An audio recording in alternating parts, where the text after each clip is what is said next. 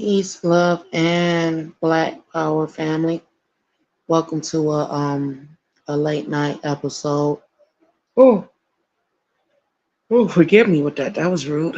Of Get This Wisdom Live. I am your host, Shakti Steiner, editor in chief of Get This Wisdom magazine and founder of this here platform.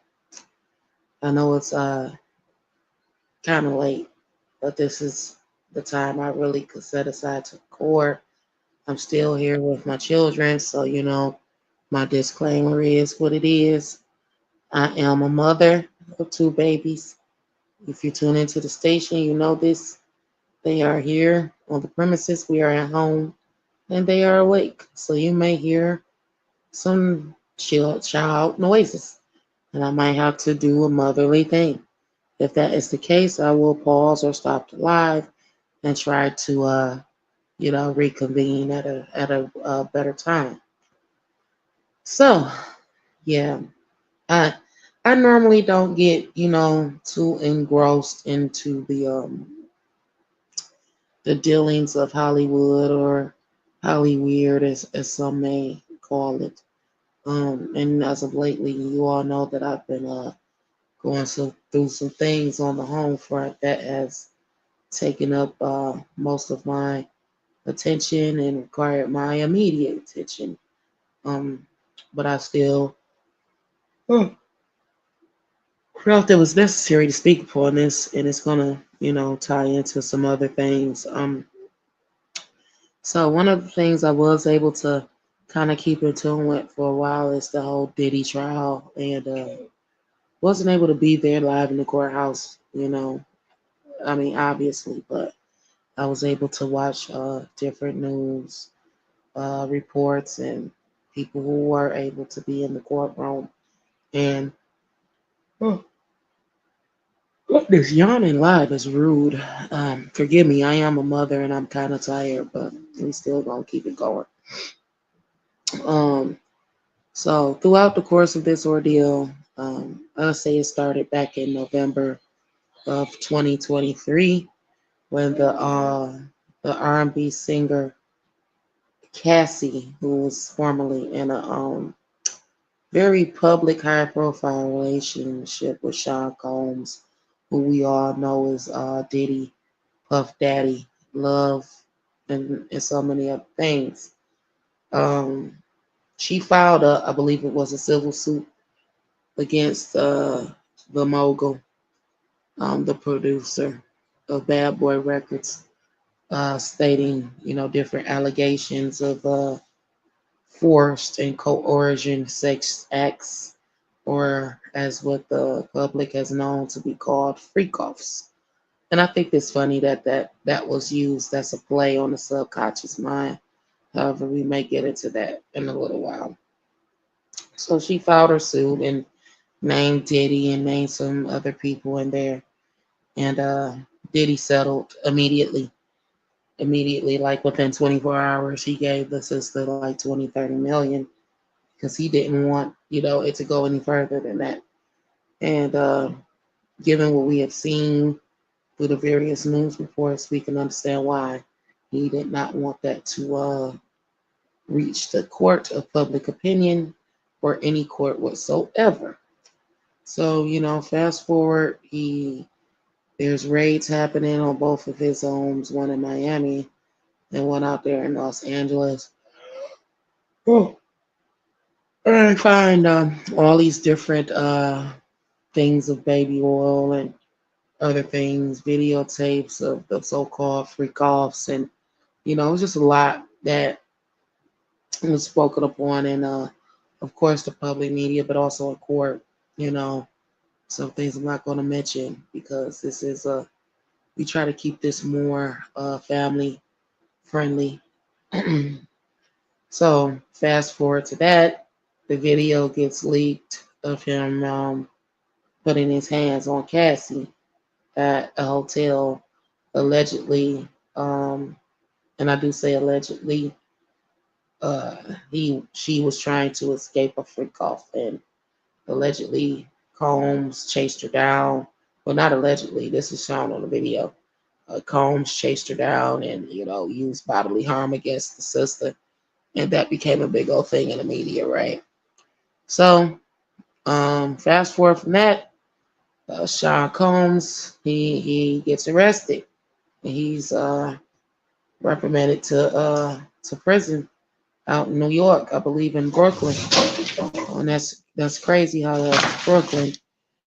Um, given the history of Biggie and Bad Boy Records and stuff.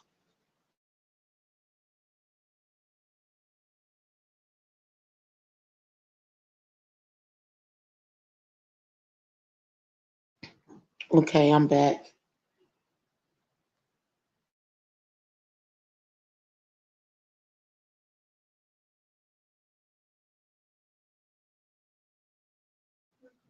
Okay, I'm back. So, yeah, being in Brooklyn and one of the there were different reports of the environment of the prison he was jailed at, and it was very unfortunate. Oh, excuse me, and deplorable conditions in that particular institution. So, he's applying for bail, $50 million, and bail repeatedly gets denied. So we get to trial.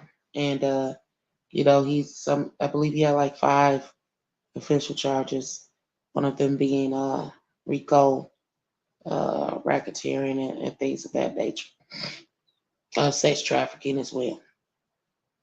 And there, different people coming to testify. Cassie Ventura, uh, one of the defendants, they kept her private. They called her Jane, and then another one by the name of Mia, and they were very explicit within their times on the stand.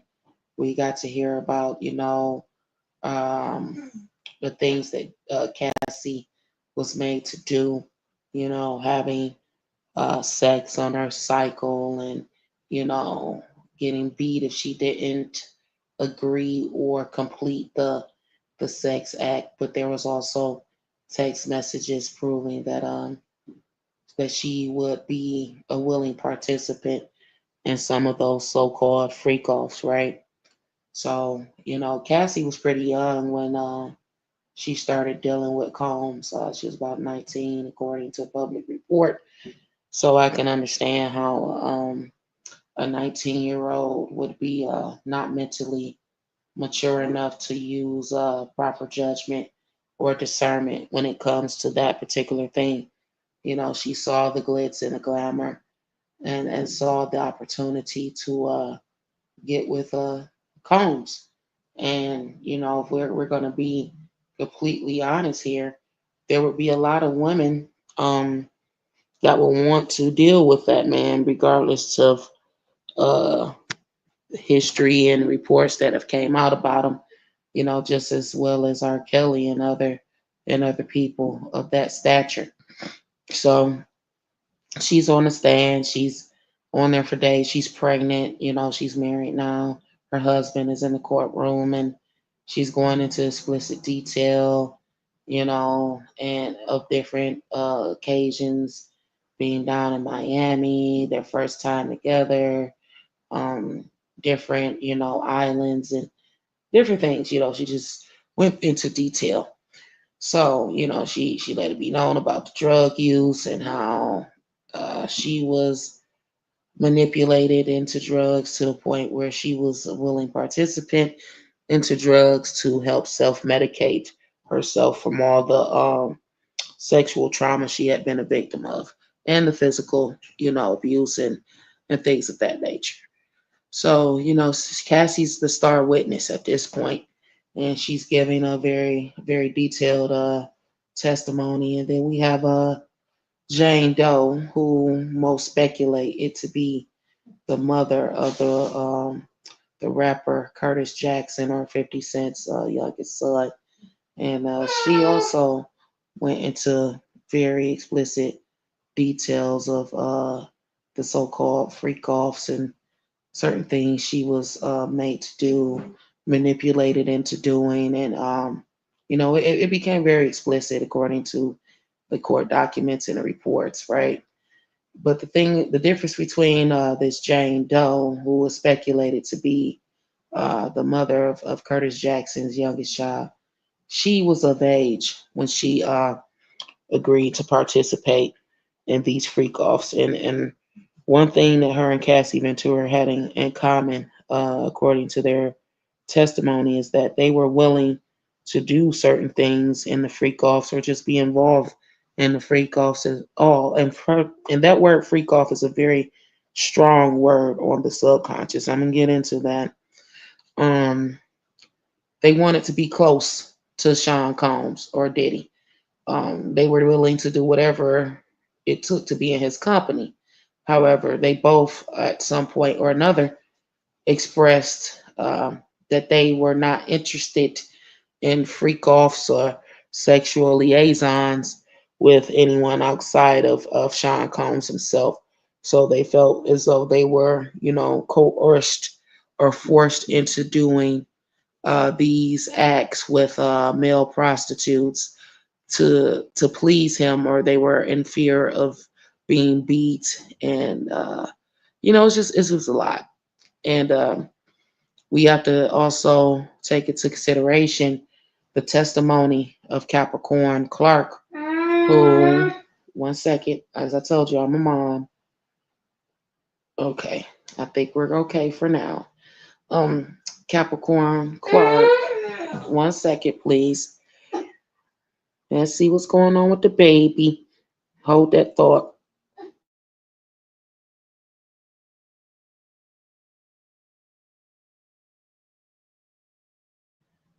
Okay. Capricorn Clark happens to be the former assistant of Sean Combs and a single mother of an autistic child. So my heart goes out to her as I'm a single mother of two autistic babies. Um, she got on the stand to testify in regards to the accusations of the rapper Kid Cudi and the allegations that were made of Combs setting his vehicle on fire, entering his home, threatening the dog, and it was a lot, right? So, well, to make a long story short, because my daughter is showing a bit of agitation, and I might have to keep pausing or whatever that is. However, um, a lot of things that were said in the courthouse about Sean Combs were true, unfortunately. However, his defense and those in the public made it out to be more so that of a lover's quarrel or a toxic relationship that he had with these women, and they were all for the alternative sexual lifestyle behaviors that they were participating in. Um, Me personally, as an individual, you know, okay, honey bunny. Um, this is what I'll say, right? And I made this statement a few years ago with R. Kelly, and also with what's his name? Jello Pudding. Gosh, what is his name? Bill Cosby. There it is. Um, when we have, and when I say we, I'm speaking in general here and in our community also, most importantly. Um, when we have reached a certain position of influence, one second, please.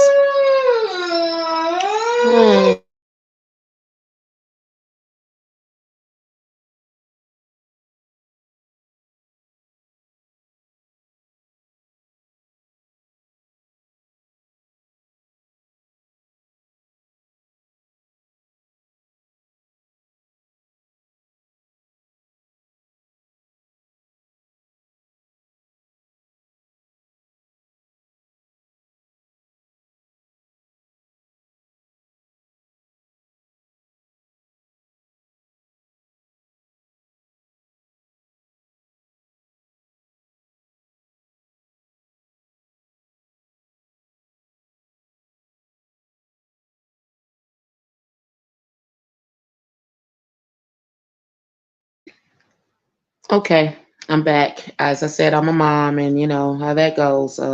Thank you for being good supporters of mine and wanting to hear my perspective on certain topics, even to the point of waiting through the pause while I tend to my baby girl here. Where do we leave off with?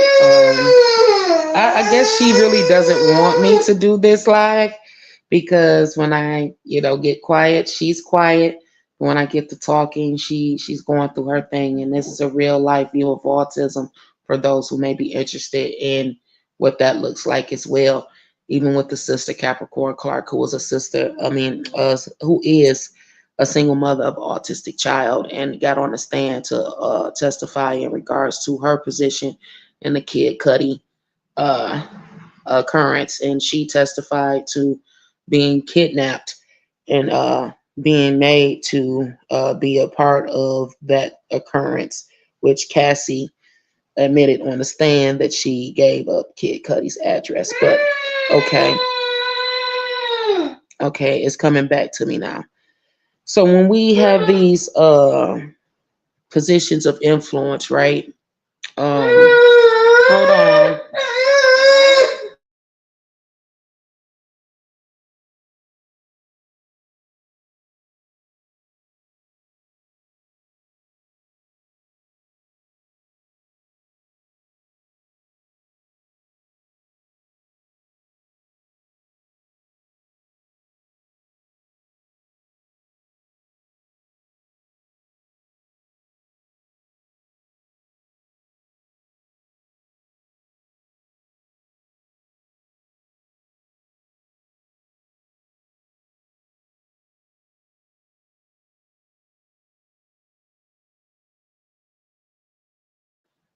One more second, guys. Hold on.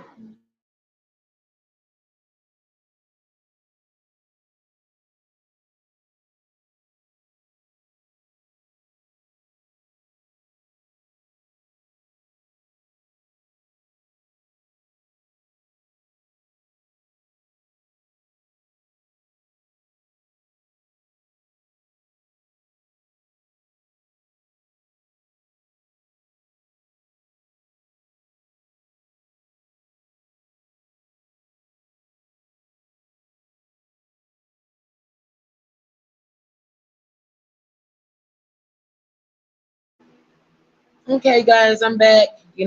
Mommy duties call, but as I was trying to convey, when we have reached a certain level of influence and stature, one second.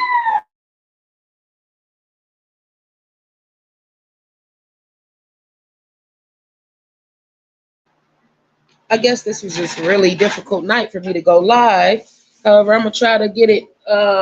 I'm gonna try to complete the message anyway, because I'm a mom and this is what I do, and you guys deserve to hear my real life as well. I'm an authentic individual with the authentic view, and when we have received a position of influence, we can even put ourselves in the light of looking suspect or guilty, right? And I can't, completely confirm or deny anything because I, as an individual, wasn't there. I can only go off of hearsay and certain things I've been able to research, and I'll take that stance till the day I die. You know what I mean? But on a deeper level, when it comes to the public scrutiny of black men, especially those of said influence. What I would like to speak to is the fact that some of our brothers get in these high positions and forget who they are, right? They get to the round table with all these other super influential people, and they forget that you still a nigga. Your skin tone is nigga. Now you're operating with European mindset, but them Europeans or whomever else that done allowed you at the seat at that table, who are eventually going to leave you to hang to dry, because all of you guys are participating in the same type of behaviors, right? Um, they just allow a pass for certain people to sit at the table, so it looks better, right? It's more attractive to the fan base, their audience. They're trying to attract to their product, and that's just what it is. We, as the black community, and I know I use the word black, and it's not really appropriate. We are the biggest consumers in this society, right? We spend the most money blindly, ignorantly, at our own demise. We own nothing, but we build up their institutions and infrastructures. They depend on us to keep their pockets fat. So they need a couple of black faces up there to attract us, and we know that Diddy has been one for forever. Jay-Z's another one. Kanye, he's unpredictable though. They try to let Kanye at the table, but when he sit down, Kanye kind of be like, you know what? I can't completely be your puppet. I'm only be your puppet so far. But when it starts to really bother me, I'm gonna start speaking. So Kanye kind of unpredictable. They don't allow him at the table fully like they used to. But you got Diddy, you got Jay-Z. R. Kelly was Kel's sloppy, sloppy, and more sloppy. And the reason why I say with Kel's, and I'm gonna call him Kel's, because I'm still gonna listen to his music. I ain't canceling the brother's music. The music done saved me plenty of days, and y'all can't make me cancel Kelly's music. God damn, you might as well cancel Michael Jackson and whomever else. All right, we not doing that. But the thing with R. Kelly that disturbed me, okay, I'm all for accountability, right? So if it's proven without a shadow of a doubt that Kels was messing with underage women and young girls, then of course, sit my man's down, give him the justice that he deserves. However, we all know that them parents was serving them babies up on a platter, and they got paid. They wanted their children to get close to them to get these record deals, so they were pimping their own daughters out. So if we're gonna be honest and put some accountability on the table, we need to get the parents, the assistants, and whomever else who was of age and knew what the hell was going on. We just gonna put the one out there that's left to dry, R. Kelly, lock him up.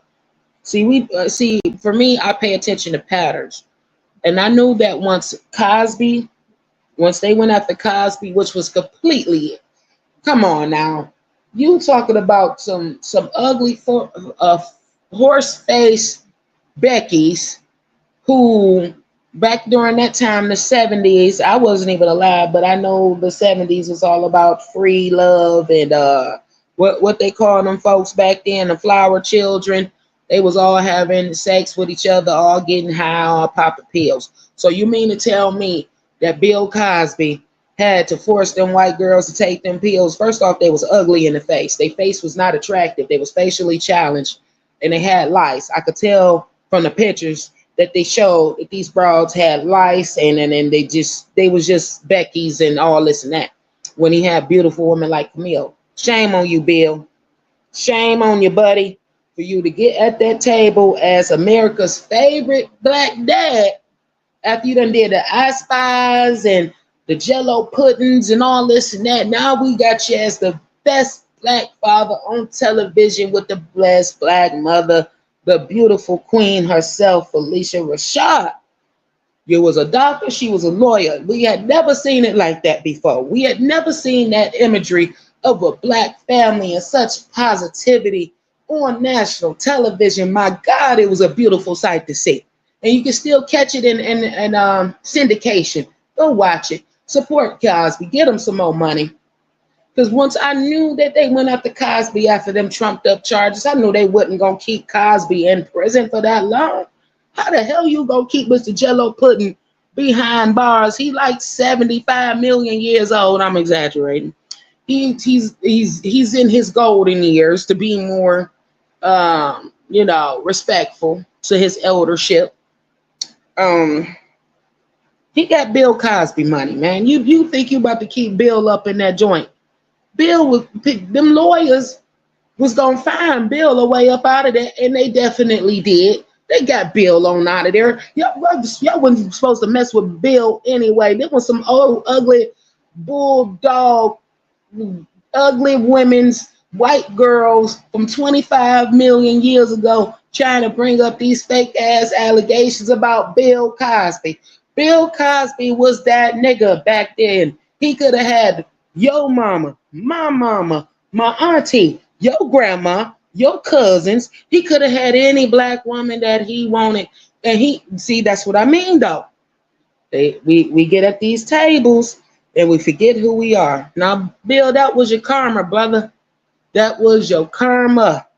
Going to mess with Becky and Kate and Jill and all them, Karen and all them peoples. You shouldn't have been frolicking with the livestock, Bill, when you had Camille and beautiful women like Camille. You know what I mean? But once that Bill got out of there, I said it ain't over. They gotta let Bill go. They not about to stop there. They about to go. They about to line up an arsenal and go down. Boom, boom, boom, boom, boom, boom, boom. So they went after Kales next. Said, Kales, we let you go the first time, brother. We let you go. We got out here. You still was moving funny. You gave us enough. Even if he wasn't completely guilty, because the Jocelyn Savages and all them saying they was a willing participant with R. Kelly, they would not be held against their will. They was doing what they wanted to do. Okay? These women said that. They said it. So, but even with that, Kales, you're dealing with a system that don't want to see you successful. Only successful enough to attract an audience to be the puppets that they need us to be for their financial machine. So you was good for what you did. They used you up so they couldn't use you no more, Kales. And now you had to pay for them letting Bill Cosby free. We coming after you now, nigga. We let you go. You're still out here moving weird. You're giving us enough to move to plant some shit on you. We got you.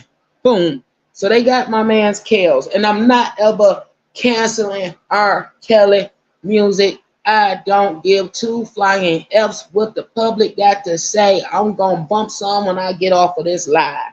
So they said, oh no, we had to let Bill Cosby go. We had to let the Mr. Jello Pudding go. Yeah, y'all was gonna let Bill go. That's Bill Cosby, man. That's Bill Cosby money. You best believe Bill Cosby put money in Camille's name, got money in overseas offshore accounts. That's Bill Cosby. You talking about that wasn't gonna stick. So they let Bill go. They went after Kales. They said, okay, who's next? Oh, Diddy. You been out here fucking up for a long time, Diddy. We tried to let you be at the round table, but you've been acting too wild. You've been doing too much for decades, and now we about to trump your ass up. We about to get your ass, Diddy. All this is, you got to pay attention to the patterns. Like the patterns are there. I said, I can't believe this. Watch what they gonna do next. What I was anticipating almost happened, but Beyonce husband wasn't about to go down. You know what I mean? Beyonce husband, but they tried it. They absolutely tried it with Jay-Z. But Beyonce's husband was not about to go down. Ain't no way Mr. NFL, nigga, top at the Jew, whatever, nigga, no, Jay-Z wasn't going down. So this is a systemic thing, baby. And I'm telling you this because it happens on a day-to-day basis. We get so caught up in the celebrityism of it all that we forget what's going on in our direct neighborhoods with our own brothers and our own fathers and our own uncles and all this, that, and the third. But when we have these celebrities on this national platform And people are so involved in the idolatry of it all that these Negroes forget that you just another token nigga. And when we done with your ass, did Jeffrey Epstein, what's the other one name? Harvey Weinstein. You think that they, since they was going after some of their own, that they wasn't about to line all these powerful black men up and come after one by one? Hell, they done tried it with damn Tyler fucking Perry. God damn. I sat back and I watched that BET Awards off and on. I couldn't get off into that because a lot of it was just, I don't really, like, my mind doesn't get into that like the other people would, but I might take a look here or there to see what's going on. And Tyler Perry went on there talking about how he made more black millionaires than anybody else. Now, can we dispute that? Can we debate it? I don't think that in this current time, no, we can't. The only person that's coming close to him right now is Curtis Jackson with the whole Power series. I'm sorry. But he went on this whole rant about, how he's this and he's that, da da da da. And then 48 hours later, here is a 250 million lawsuit against Madea. Now, I am impartial to Tyler Perry movie series because initially, it may have had some good messages in it when it was just stage plays and this, that, and the third, right? But it became more blatant with agendas within his movies as well.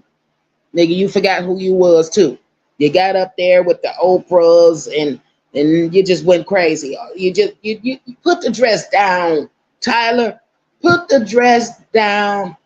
We don't need to see a grown man in a dress. We done seen that narrative a million times, but we done seen it once. It's a darn shame that these brothers, and this is kind of going off topic, but it's gonna tie in anyway.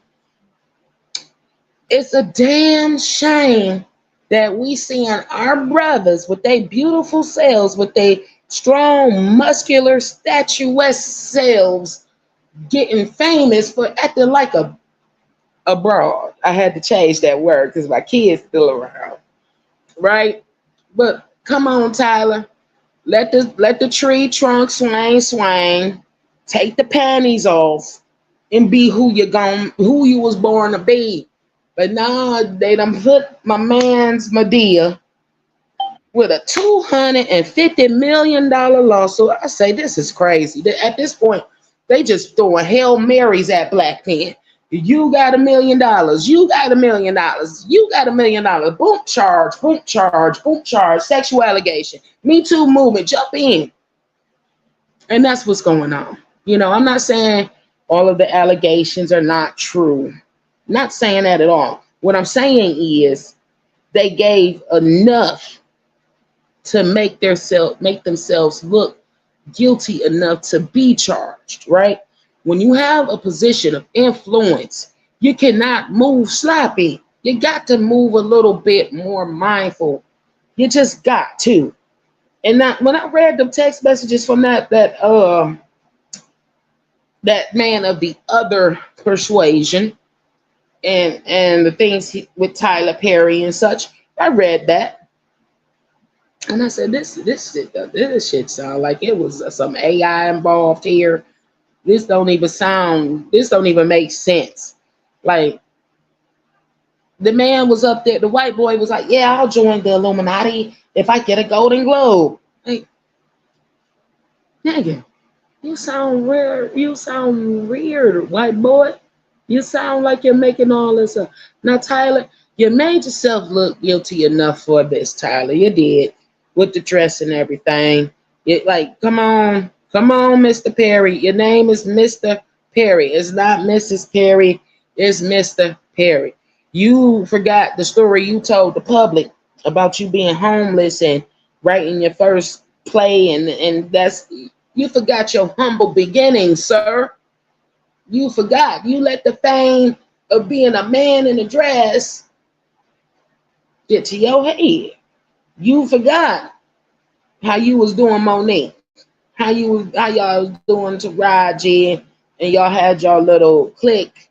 Shout out to Cat Williams, by the way, man. Let me take a sip of water. Because Cat Williams went on that Uncle Shay Shay. He went on Uncle Shay Shay, and I had to watch it. I had to watch it like 5 times. Now, Cat Williams is a plant too. Let's be clear.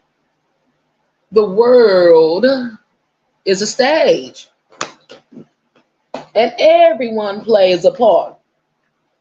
So Mr. Cat Williams was not completely innocent himself. However, sometimes you gotta look past the messenger to receive that message. And he said in the beginning of 2024 that the truth was gonna come out. The veil was lifted. Well, guess what? The veil been lifted. 2024 wasn't the beginning of the veil being lifted. It was 2012 when the Mayan calendar ended, but I digress on that. My point is this. When we can influence the masses at that level within the Hollywood place of things, and people start moving with the lack of integrity for fame, cosmic retribution. When you lead your own people into the slaughter, into disarray, when you forget who you are for the fame of it all, you're going to answer for that one day, whether it be from the physical system that's against all of us, or that cosmic system up there. None of us can debate nor dispute nor escape karma, fate, equality, and cosmic retribution. So black man, black woman, but really the black man right now, because I'm talking to you. Wow. You have abandoned your post in your home, in your own community, to think that you were going to actually benefit from the European system of patriarchy? Really?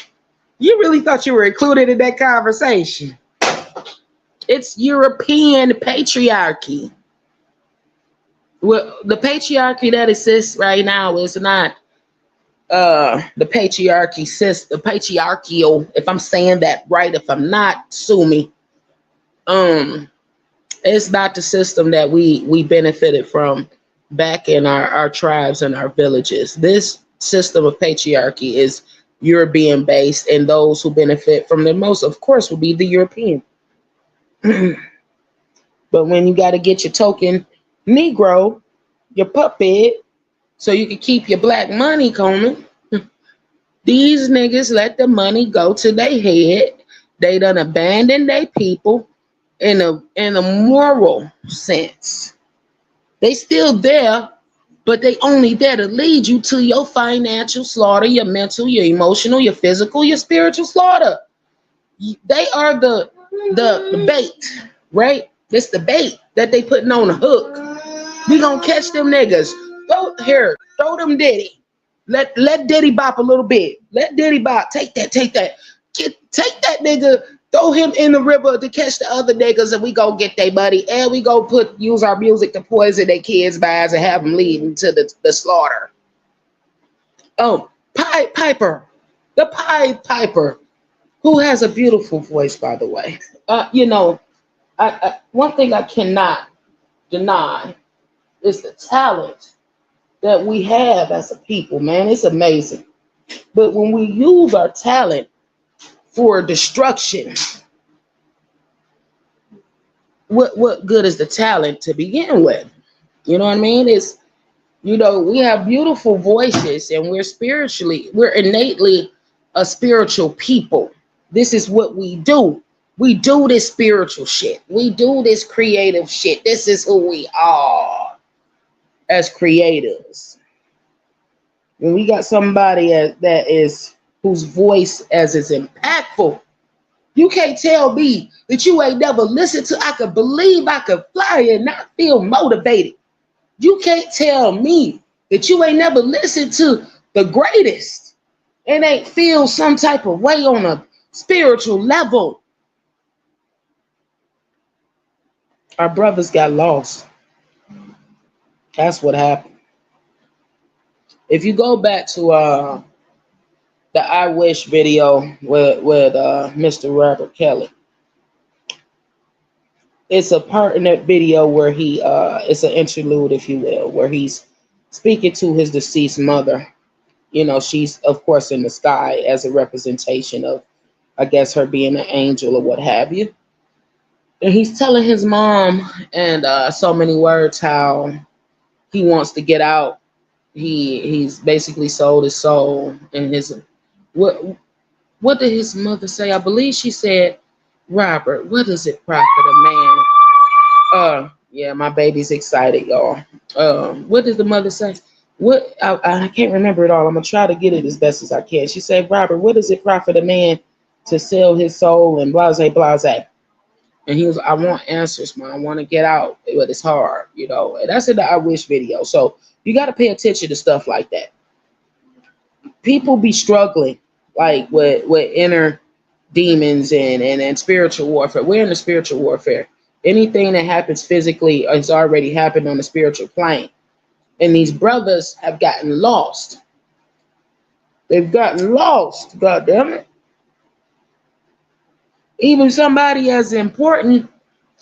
Let's talk about Diddy, man. Let's get into everybody done heard the stories about Diddy getting over on his artists and all these questionable behaviors, man. Diddy, you came into the hip hop scene with some shit that changed the game forever. You introduced the world on a national basis. See, Biggie was already known on local basis out there in the 5 boroughs. He was already known doing battle rap. You know what I mean? But since Puffy had his position with doing those shows at Howard University and dealing with Andre and all that, he had the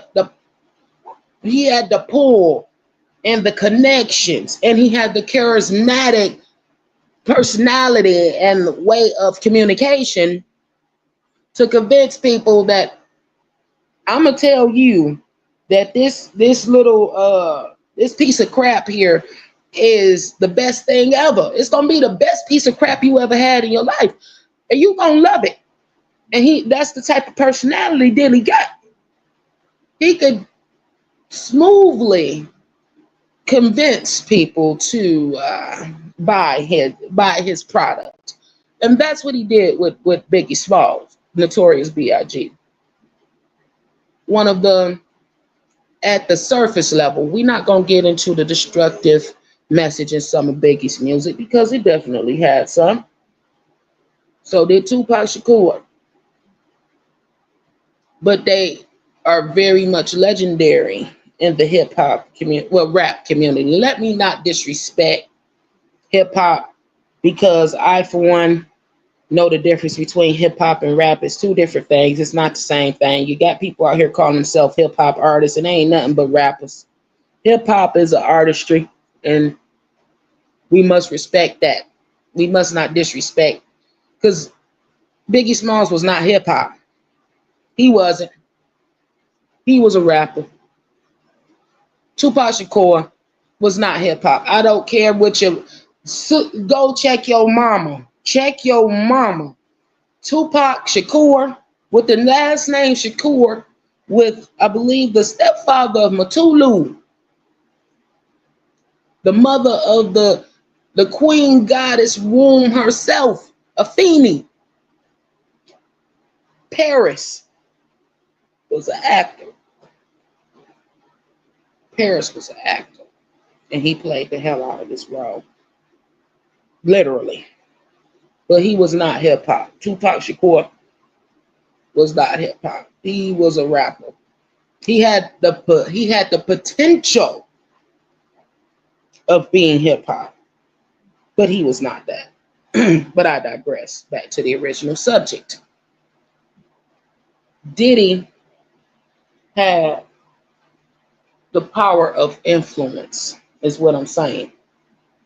And he could have used his power in a lot more positive way. You know what I mean? Too many artists have come out publicly stating how this man has destroyed their career. Plenty of talented people too. Like so many talented people went through the bad boy roster. You know what I mean? And we hear nothing of these people right now, right? They're even a brother Shine, you know what I mean, who did what 10 year, he did a 10-year bid, and he's the president of oh crap. I was just watching his interview on Drink Chaps not too long ago. I can't even think of it. I just know it's a Indian land or something of that nature. Please forgive me if I'm being disrespectful to any culture. Um, a lot of talented people went through that roster is what I'm trying to say. And Diddy did not, move with integrity. He moved on the order of others. He sold himself out. And we see this happening every day, though. This is not something that is uh, synonymous just to celebrityism. We see this in our black communities every single day. People selling themselves out, not moving with integrity, morals, or principles. You know what I mean? Knowing that we can be the voice of reason, of positivity, and truly embody that though. You know what I mean? Like truly be that within our character. You know what I mean? Like we are a lost people, even those who are financially well off and famous. We all are lost. So we have to really keep that in mind when we talk about these brothers who have been accused of these acts. They are lost. They have mental issues that have not been discovered, addressed, none of it. We think about, we forget to have a heart for our own people. We get so caught up in the public lynching that we forget that all of our people are victims. All of our people have been attacked. All of our people have generational trauma and things that we have not discovered and not have discussed and not have treated holistically though. We don't always have to run to their doctors. And I stated this in the last live regarding black men and the health care and insurance, right? A case in point, even with R. Kelly, you know what I mean? It's the public knowledge that he was touched on as a little boy. He was touched on by, I believe, his sister or some female family member. And it was never took it seriously. Nobody cared. You know what I mean? And that's what this boils down to. The lack of protection from yay high. The lack of acknowledgement, the lack of information, the lack of application of healing. We tend to look past our little boy children. We not say nothing away from the little girl. Excuse me, I've spoken to. Because I'm a mother of two beautiful girls and with autism, so special needs and mental illness, that's something that's close to my heart, and I advocate for that.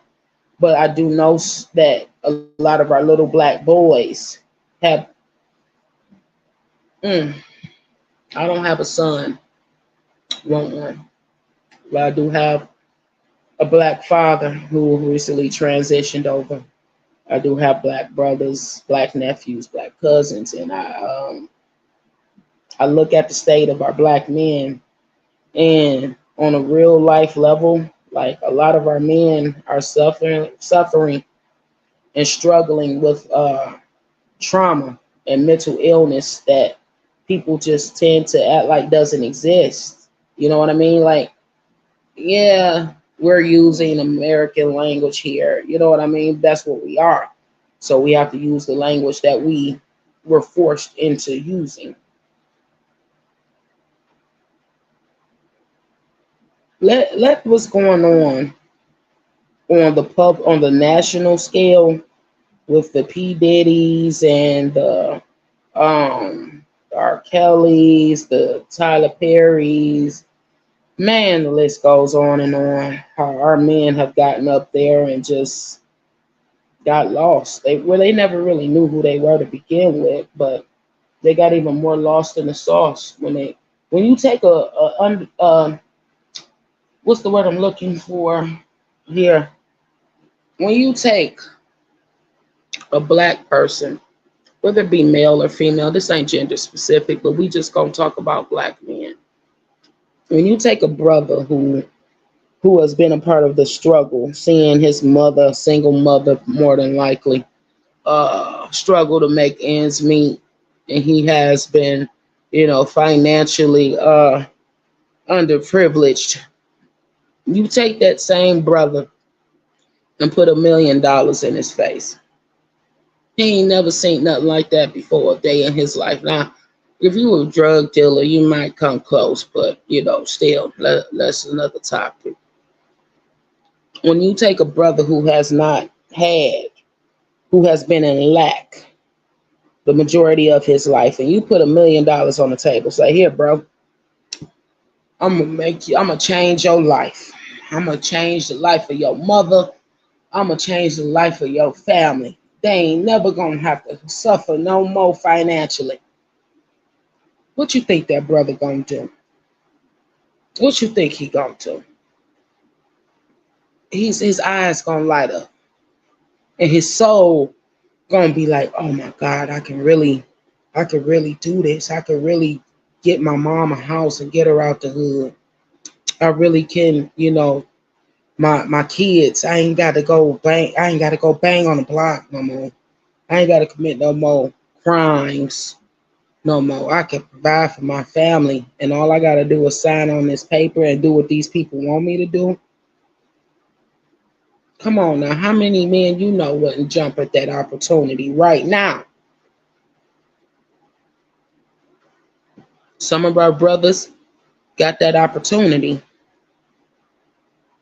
They got that opportunity, and that's all they saw was a way to make their family's life easier, to make their mother's life easier, to make their mothers proud. And they didn't know what was to come with that opportunity. And that's what's going on. So while we get so caught up in the emotional sensationalism of it all, we got to remember, hold on 1 second. Okay, boo-boo.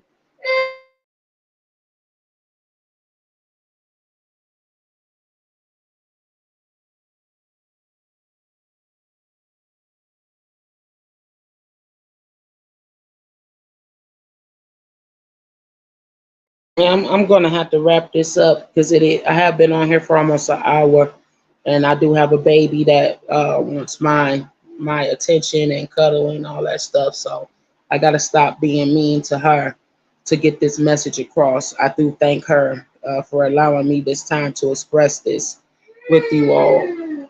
I'm gonna leave you with this. I love you. I love you, Malia. Mommy is not so caught up in this that I'm not paying attention to you. It's okay, Mama. Can I see your toes? Your toes. Welcome to the world of autism, baby. This is why I'm doing this live, because I am an advocate for special needs and mental illness. And let's not get so caught up in the sensationalism of the celebrity world that we forgot that they are human, they are battling an internal conflict, a spiritual conflict. They are lost. You know what I mean? That's what this boils down to. Okay, toesies. Mommy love the toes. Can I see the toes? Can I see the toes? I love you, pretty girl. Mommy love you so much. Hey. And I think I'm gonna have to make this a series because there's so much more I could express, but I do have to respect my daughter at this time. She's having a fussy moment and she wants mommy. So I want you to ponder upon this until the next time I speak with the audience. Mental illness is a real thing. It's a real thing. And many of us have certain illnesses that we have not paid attention to. Mental illness within the Black community is a taboo topic. And hopefully we can use times like this with the whole Diddy trial and you know what I mean, with what he's has done, obviously, and what he's been accused of doing. Maybe we could use this as a vehicle to have more discussions because until we heal the mind, nothing else will matter. All is mental. And with that, I'm going to go ahead and clock on off of here because my baby needs me and I need her. And I need you guys too. Thank you for supporting the platform. Again, this is Shakti Sterner signing off, and I will talk to you next time. Peace.